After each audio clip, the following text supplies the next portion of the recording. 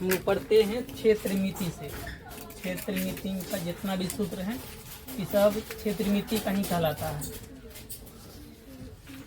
क्षेत्रमिति सही फॉर्मूला हम लोग देखते हैं शुरू से लेकर जितना भी बेसिक है, जितना भी जहाँ तक है वो देखते हैं। टोटल 40 है, 40 है।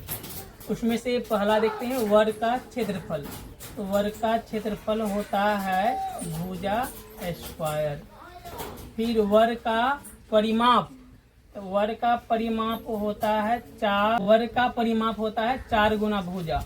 वर्ग का परिमाप हुआ 4 गुना भुजा। और वर्ग का परिमाप 4 गुना भुजा कहीं भी लिख देगा 4a या 4a कर देगा। वर्ग का विकर्ण, वर्ग का विकर्ण होता है भुजा √2, ठीक है। और उसके बाद आयत का क्षेत्रफल होता है लंबाई गुना चौड़ाई, यानी कि L का मतलब होता है लंबाई और B का मतलब होता है चौड़ाई। आयत का परिमाप होता है 2 × L + B। आयत का विकर्ण होता है, आयत का विकर्ण होता है √L² + B²। घन का संपूर्ण पृष्ठीय क्षेत्रफल 6 गुना भुजा स्क्वायर। और भुजा को बोले भी होंगे कि ए लिखते, इसी को कभी कर देगा 6a²। घन का कुल पृष्ठीय क्षेत्रफल एक ही बात है, कुल बोले या संपूर्ण एक ही है। घन का आयतन, घन का आयतन होता है भुजा क्यूब, या इसी को बोल सकते हैं a³। घन का विकर्ण, घन का विकर्ण होता है भुजा √3 और वर्ग का विकर्ण भुजा √2 होता है। घनाभ का कुल पृष्ठीय क्षेत्रफल ये होता है 2 × LB + BH + HL, ठीक है। उसके बाद होता है घनाभ का आयतन L गुना B गुना H। L माने लंबाई, B माने चौड़ाई, H माने ऊंचाई। घनाभ का विकर्ण √L² + B² + H²। बेलन का वक्र पृष्ठीय क्षेत्रफल ये होता है 2πRh। बेलन का कुल पृष्ठीय क्षेत्रफल ये होता है 2πR × R + H। उसके आगे नहीं दिखता है उसे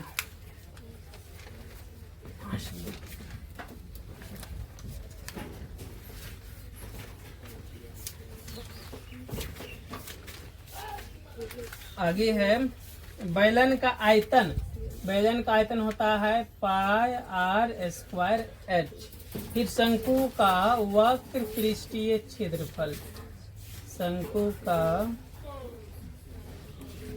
वक्र पृष्ठीय क्षेत्र होता है πrl।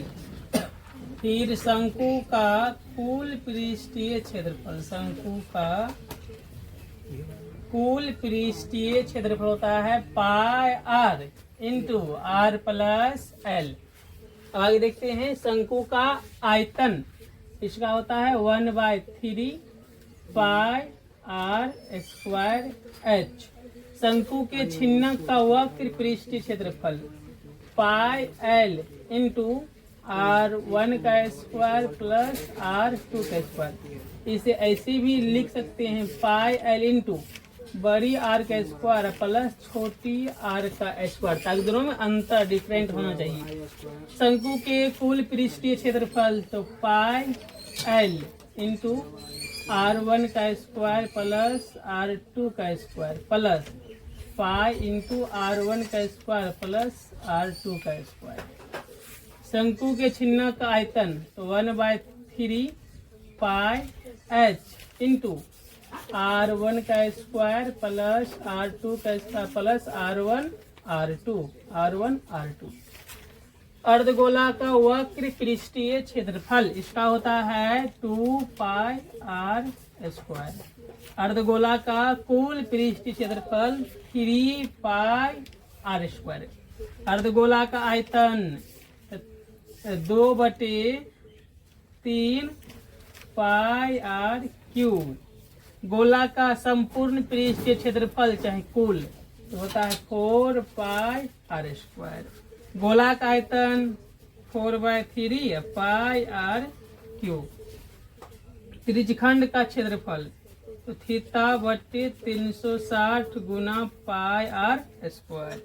चाप की लंबाई सेम कोई डिफरेंट नहीं है, θ/360 गुना, यहाँ पर लगाने के बाद 2 पाई आर, ये 2 मान लीजिए यहाँ डालिए, बाकी सब सेम रहेगा।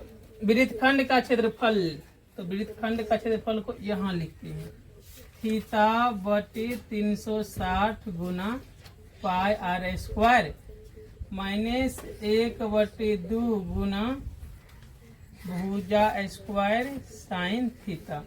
अगला क्या है, वृत्त का क्षेत्रफल पाई आर स्क्वायर। फिर है वृत्त की परिधि तो 2 पाई आर या तो पाई डी। फिर है अर्धवृत्त का क्षेत्रफल तो सीधा बात देखिए, वृत्त यह होता है तो वृत्त का क्षेत्रफल होता है पाई आर स्क्वायर। अर्धवृत्त यानी आधा, आधा माने 1/2।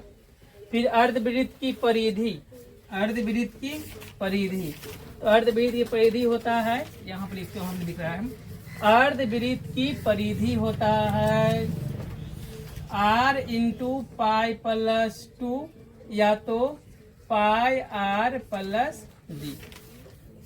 फिर बोलता है वृत्त के चतुर्थांश का क्षेत्रफल, वृत्त के चतुर्थांश का क्षेत्रफल।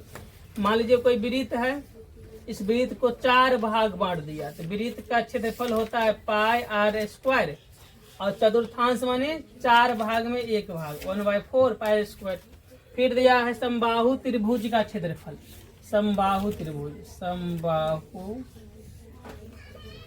त्रिभुज का क्षेत्रफल तो होता है √3/4 गुना भुजा स्क्वायर, √3/4 गुना भुजा स्क्वायर। अब यहाँ पाते हैं हिरौन के सूत्र से त्रिभुज का क्षेत्रफल। यहाँ पे समझाते हैं हिरौन के सूत्र से त्रिभुज का क्षेत्रफल तो √S into S minus A into S minus B into S minus C। अब क्या बोला है, त्रिभुज का क्षेत्रफल तो त्रिभुज का 38 में है, त्रिभुज का क्षेत्रफल 1/2 आधार